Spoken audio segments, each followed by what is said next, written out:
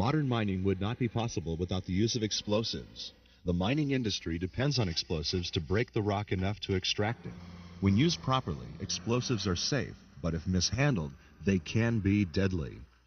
The Mine Safety and Health Administration, or MSHA, is the primary regulator of explosives in mining. The regulations can be found in the Code of Federal Regulations. In addition to MSHA, the Bureau of Alcohol, Tobacco, and Firearms, as well as state and local law enforcement, can also be involved. Any employee working with or around explosives must be familiar with these regulations.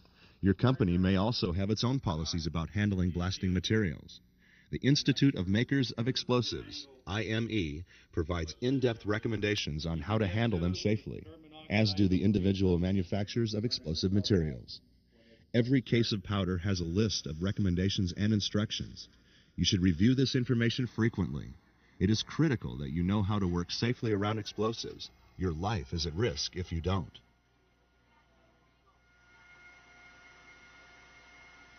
Explosives are controlled substances. Unauthorized removal of these materials from the work site is a federal offense. Theft of explosives will result in termination and possible criminal prosecution. Lost or stolen explosives must be reported to the BATF immediately. If you find old explosive materials, you should report them. They can be very unstable with age and could explode without warning. Safe handling of explosives is a major concern for all employees. Regulations are the result of serious or even fatal accidents. Even though explosives used today are safer and more reliable than ever, unsafe actions or conditions may have deadly results.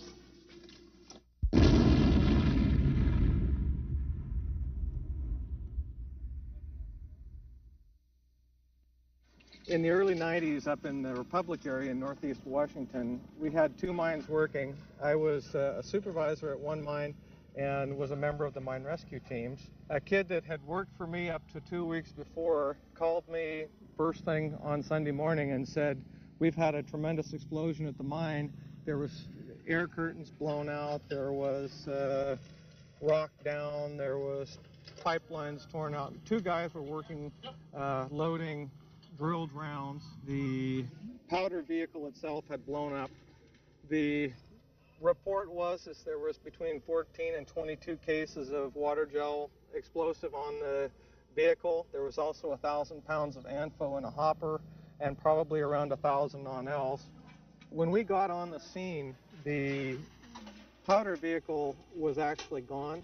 The 1,000-pound hopper of ANFO was the only thing that told us the vehicle was there. It was basically untouched for some reason. The body of the powder vehicle was gone.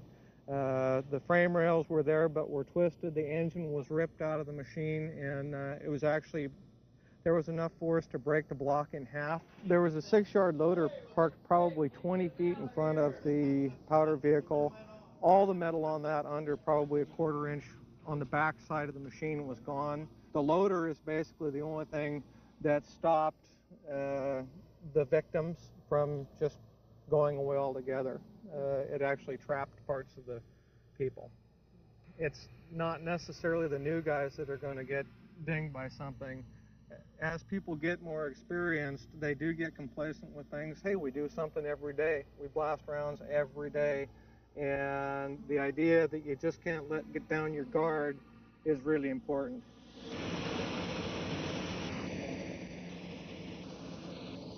There are many types of explosives used in modern mining. In all cases, once they are delivered to the mine site, they become the responsibility of the mine and of the miners who handle them. Training and safety instruction is imperative for those working with and around explosives. Regulations on the use and handling of these materials are there for your protection. Ignoring these rules and safe practices could get you maimed or killed. I'm going to talk about a few things that we use for blasting in underground mines.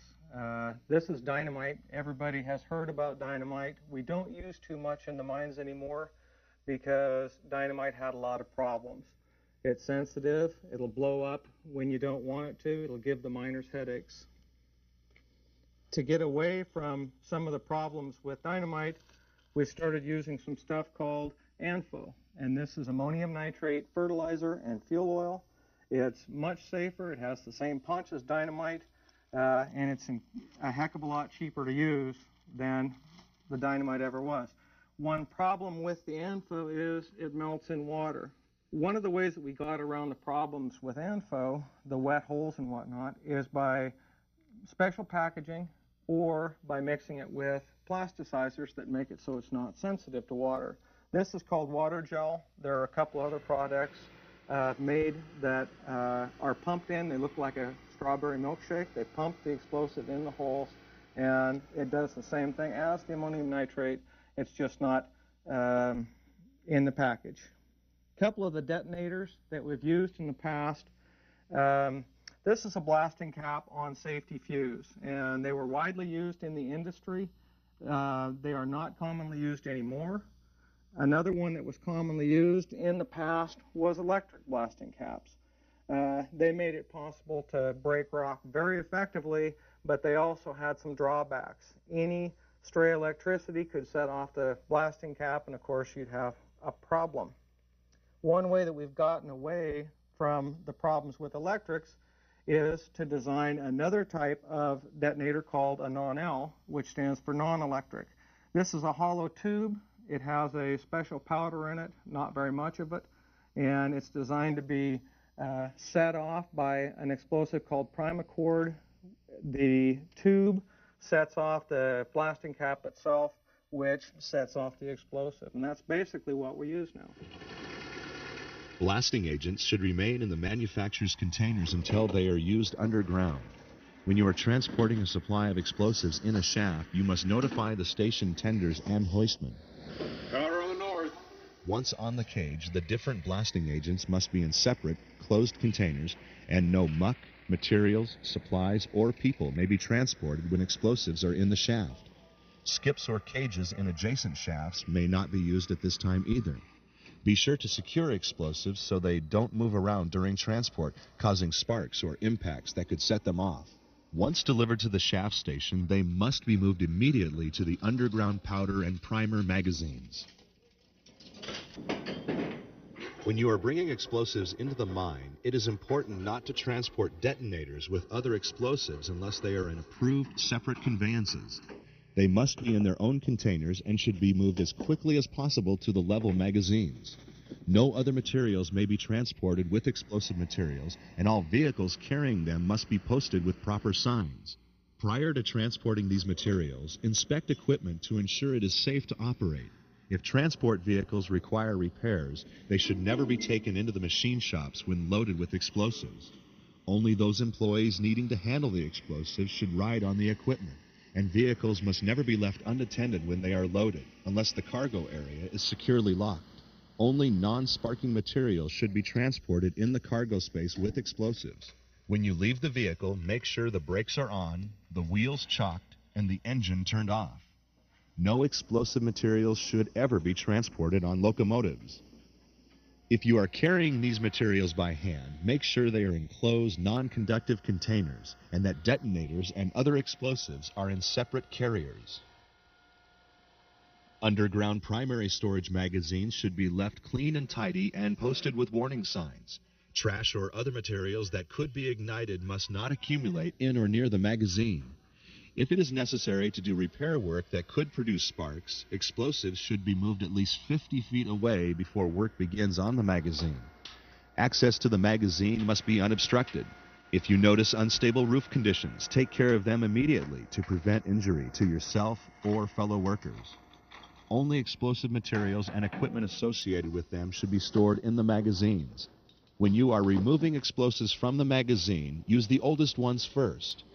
Materials and supplies needed at the face should be delivered as close to the beginning of the charging operation as possible to avoid having them left unattended.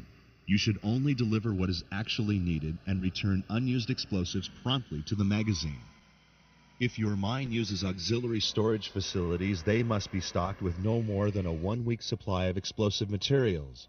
These auxiliary boxes must also be posted with warning signs and kept suitably dry, clean, and in order. If they are damaged, repairs should be made immediately, and no debris should be allowed to accumulate. If your mine uses day boxes, follow the procedures for them outlined by your management. All underground storage facilities for explosives must be kept locked unless access to the underground is secure. Dust and fumes from a blast can be hazardous to your health. At the start of your shift or when you are entering an area after a blast, you must wait for the ventilation to clear the air and a post-blast inspection to be made by a qualified person. A blast area can be unstable. When you arrive, check the face, ribs, and muck pile carefully for misfires and bootleg holes. Wash the area thoroughly before any other work begins to control dust and wash out misfires. Loose rock from the blast must be barred down immediately and the site thoroughly checked for safety before mucking begins. When you come into your work heading, we water down to start with, and generally when I throw the water hose on the muck pile or whatever, and I'll walk back through my area to make sure it is safe, to make sure any rocks haven't loosened up through the, when my opposite crew comes in, he blasts, of course it's going to loosen up rock. It's just the way it goes with the territory. So every day I come through and I'll walk back while I'm watering and check my stope area to make sure it's free of any fallen rock. Never drill a bootleg or misfired hole. Undetonated explosives could ignite unexpectedly and destroy anyone or anything in the area. If you find a misfire, you must dispose of it immediately, preferably by washing it out or by blasting it. If you can't dispose of it safely, post warnings at all approaches to the area and notify management at once. When you are ready to load a round, always do it carefully and in a manner approved by your management. After a face or work area has been drilled in a predetermined pattern, check each bore hole and clean it out to make sure it is safe for loading. Use the proper type and amount of explosives, and remember that primers and boosters must never be tamped or dropped. Your tamping bar should be approved and made of wood or other non-sparking material. A safety fuse must be adequate in length. Never cut them shorter than 3 feet. Combustible materials are not used for stemming. Open flames are prohibited within 50 feet of these materials. Whether they are in a magazine, day box, or loaded in the face, smoking is not allowed in this area. This also means that only ignition devices designed for that purpose can be used to ignite a safety fuse. No lighters or cigarettes. If electrical detonators are used, they must never be handled if there are stray currents present, such as static electricity or electrical storms. They could blow up unexpectedly with disastrous results. When the face is charged and ready to blast, you must secure the area before you leave. To protect other workers in the area, guard all possible entrances during the blast so that no one may enter the area until the air is clear.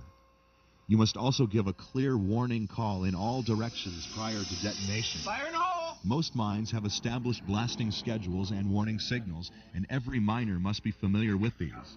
It is management's responsibility to ensure that you have a safe and healthy workplace, but it is your job to understand and follow blasting schedules and procedures.